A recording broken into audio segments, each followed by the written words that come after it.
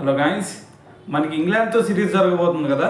మరి ఈ సిరీస్లో అసలు కీ ప్లేయర్గా ఎవరు ఉండబోతున్నారంటే మీరందరూ ఎవరి పేరు చెప్తారు?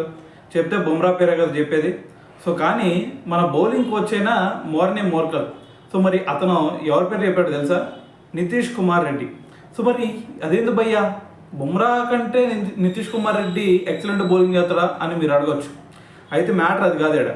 మ్యాటర్ ఏంటంటే మనకి ఆస్ట్రేలియాలో చూసాం, మెల్బోర్న్లో సెంచరీ కొట్టాడు. దాని తర్వాత ఇప్పుడు చూసుకుంటే బౌలింగ్ కూడా చేస్తున్నాడు. సో మరి ఒక కీ ఆల్రౌండర్గా మారబోతున్నాడు.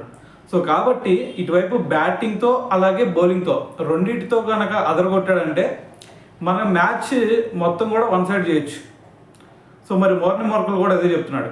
మరి మాకు బ్యాటింగ్లో అయితే నితీష్ కుమార్ రెడ్డి గురించి ఎటువంటి డౌట్ లేదు, కానీ బౌలింగ్ విషయంలోకి వచ్చేసరికి అతను మరి ఒక స్థిరత్వం కనుక, అంటే ఒక కన్సిస్టెన్సీని కనుక మెయింటైన్ చేయగలిగితే ఆటోమేటిక్గా మాకు ఒక మంచి సపోర్ట్గా మిగులుతాడు. దాని తర్వాత మాకు ఒక బౌలింగ్ ఆప్షన్ కూడా వచ్చింది.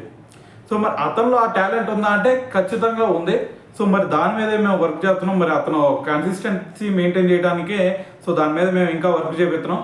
సో మరి అతను గనక ఈ సిరీస్లో ఒక మంచి పర్ఫార్మెన్స్ ఇచ్చాడు అంటే ఈ టీం మొత్తానికి కూడా అతను ఒక కీ ప్లేయర్గా మారుతాడు. దాని తర్వాత వచ్చేసరికి మరి మేము ఈ సిరీస్ గెలవడానికి కూడా అతని రోల్ కూడా దీంట్లో మెయిన్గా ఉండిద్ది అని చెప్పేసి మోర్నీ మోర్కల్ అయితే దీని గురించి మాట్లాడాడు. అయితే ఇక్కడ మరి షార్దుల్ ఠాకూర్ గురించి కూడా అతను చెప్పాడు. ఎందుకు మరి షార్దుల్ ఠాకూర్ అలాగే నితీష్ కుమార్ రెడ్డి ఇద్దరు కూడా సేమ్ టైప్ ఆఫ్ ప్లేయర్సే.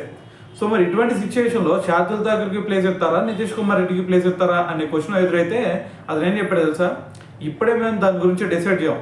మ్యాచ్ రోజు ఉండేది కదా, మ్యాచ్ రోజు పిచ్ కండిషన్ బట్టి, వాళ్ళ ఫిట్నెస్ని బట్టి, మ్యాచ్ సినారియోని బట్టి, వెదర్ కండిషన్స్ బట్టి అన్నిటిని తీసుకొచ్చి ఎవరిని ఆడించాలి అనే దాని గురించి ఒక డెసిషన్కి వస్తాం.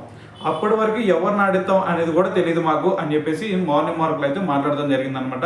సో మరి వీళ్ళిద్దరిలో మరి నితీష్ కుమార్ రెడ్డి ఆడితే బెటరా, లేదంటే షార్దుల్ ఠాకూర్ ఆడితే బెటరా? దీని గురించి మీరేమనుకుంటున్నారు అనేది కింద కామెంట్ చేసేయండి.